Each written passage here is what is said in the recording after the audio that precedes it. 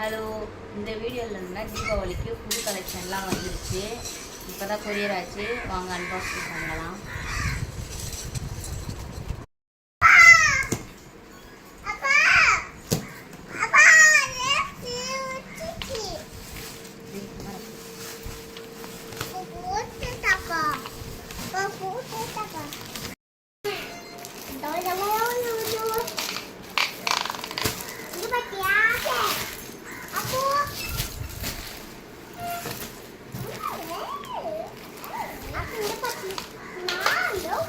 இந்த தீபாவளிக்கு நம்ம புதுசாக கொண்டு வந்திருக்கிற லாட்ஜு பாருங்க.